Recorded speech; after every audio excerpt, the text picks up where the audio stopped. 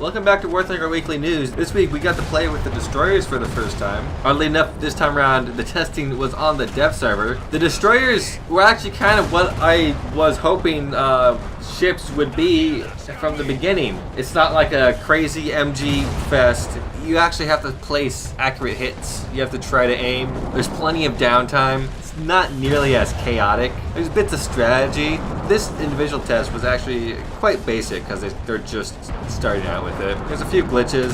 One time I fired more torpedoes than I had. Nothing terrible though. They also changed up a lot of things, like secondaries. Instead of just firing every gun you have at one target, secondaries are controlled by AI, and I believe you can take control of them if need be. But you can also toggle whether you want the AI gunners to target boats or planes, or boats and planes. I don't know how they change it out, or just not fire anything at all, like if you want to be sneaky, I guess. Gun ranges, one of the things that Gaijin was complaining about was that you'd be able to shoot across the map and instantly kill everyone, but you can't because guns aren't perfectly accurate. So you have to try to find the range. Well, actually, it's kind of auto-ranged a bit, mostly. You can adjust yourself where your guns will fire, but you don't actually have to arc the shots. They auto do that, which is a bit of a downside, bit of an upside. It plays out fine in my opinion, but you have to figure out like how fast they're going. You gotta angle in front of them, and of course, as people are either trying to get to the other objective or are trying to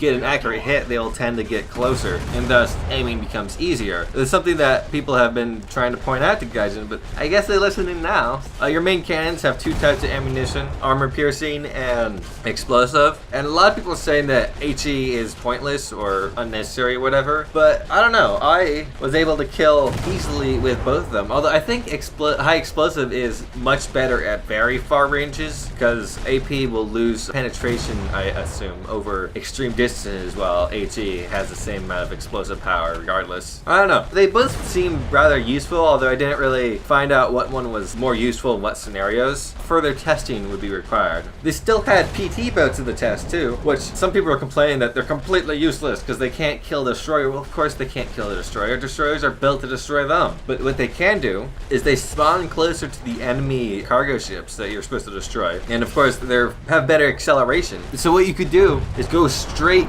to the enemy cargo ships, and the destroyers won't be able to stop you because they're so big and cumbersome. Also, the cargo ships, they don't actively move. They kind of sit still, so you can just fire torpedoes at them. And the British fast attack craft had 4 torpedoes, so you could kill half their merchant fleet in one go. A organized team of fast attack craft could easily win the game before the destroyers could do anything. Of course, this is just closed beta, so it would be a bit harder to do that, but that could be an overpowered strategy perhaps. An issue I had though was that for some reason, only the first few rounds I had actually had a good number of players. The majority of them were almost completely empty, filled with bots and biplanes, which didn't really give me a good grasp on what it would be like, but I got the test controls out very well. It was still fun, although it'd be more fun if I had things to shoot at and not just try to sail across the ice fields. Torpedoes, they changed torpedoes up a lot. Instead of holding space and then leaning the camera where you want to fire, it kind of works like it does in World of Warships, where you have a lead indicator and you have where your torpedoes are going to shoot if you press space at that very moment. And well, normally this isn't active. You have to press I think it was Q to activate to show what torpedo you want to shoot. Generally on destroyers, the torpedoes were kind of at distance useless. At closer ranges, I found they're really good at knife fighting range.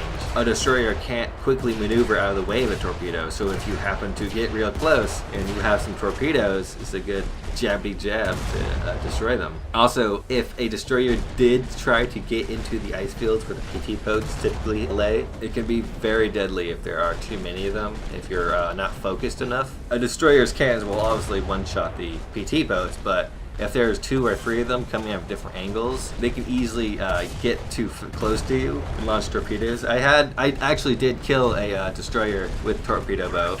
It was pretty neat. I also died to a PT boat and a destroyer because there were 2 of them. He ran right in front of me and my cannons cannot depress low enough to shoot him. He dropped a bunch of depth charges in front of me.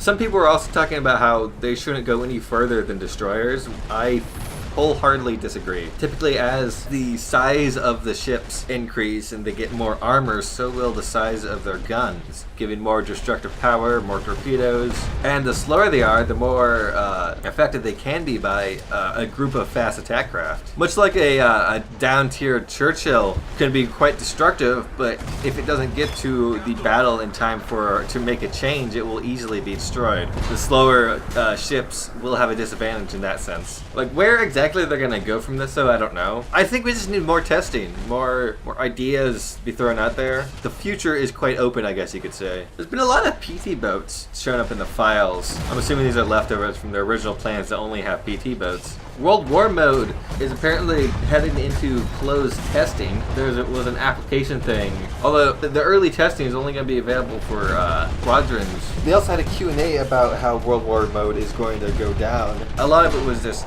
technical stuff, kind of what you would already know. If you're interested, I'd still suggest you read through it, but what I found the interesting questions. One was, how will CBT be done? And the answer, they're going to split up into 3 sections, where the first early stages, which are going to be like only a few squadrons, and be working on more bugs and overlooked glitches and whatnot. The second stage is balancing stage, like 10 to 30 squadrons randomly picked from those who applied. And the third stage will be a stress test of 30 plus squadrons. Other questions I thought interesting were, these kind of were connected. World War game mode will only be available to squadrons after CBT. The answer is that they plan to invite players into battles, but of course leadership in the whole army will be available only for squadron commanders. How do solo players participate? And the answer was, if a squadron doesn't have enough people at that certain time, they'll let randos in or something. But it sounded like, which could be good, could be bad. I guess in a sense it will make battles more epic and you won't need to be in a squadron. I guess you could think of yourself as a mercenary or something. I personally am not in a squadron.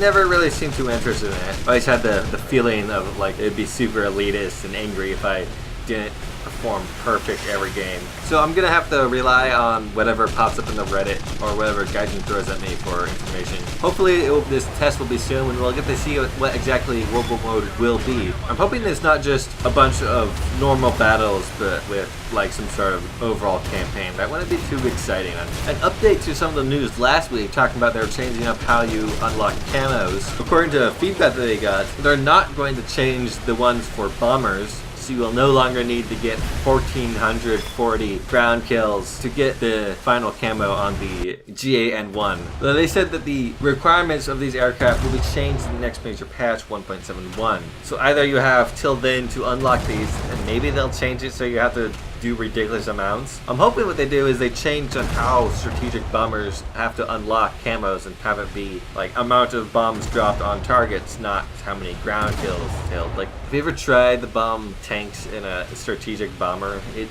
not fun. Final and probably some of the most interesting news, the 90mm M3A1, I've talked about this in the past, is going to receive heat fin stabilized ammunition instead of regular just heat, and it's going to have 305mm penetration. The M3A1 cannon is on the M46 and the STA-1 and 2, making the STA-1 and 2 probably some of the maybe best tanks at 6.3. When I was on the dev server for the boat test, I did check out the new heat fin stabilized, and it can pen a Tiger front plate with ease. Hell, it can pen a mouse. So I'm wondering if these tanks are gonna get up tiered, which would be interesting, but it would also require Japan to have more spread of tanks. I don't know. I'm looking forward to it because I have the premium M46, so that'll be fun if they don't change the BRs. Hell, it'll be fun if they do. But we'll have to see what happens in the future. Also, the M103's AP shell has also been upgraded. I don't have the M103, so I didn't test it out, but apparently now at 10 meters it can pen 303mm. There's 3 other minor changes to armor. This is in the dev server though, so it's not in the live server yet, but it will hopefully soon. So that's just about everything this week. If you've enjoyed the video, hit the like button. If you want to see more, I make these every weekend, so subscribe and you should be notified when they come up. If you did not enjoy the video, hit the dislike button. If you have any comments or concerns or any stories that I missed, hit me up in the comments and I'll get back to you. Thanks for watching. Have a good day.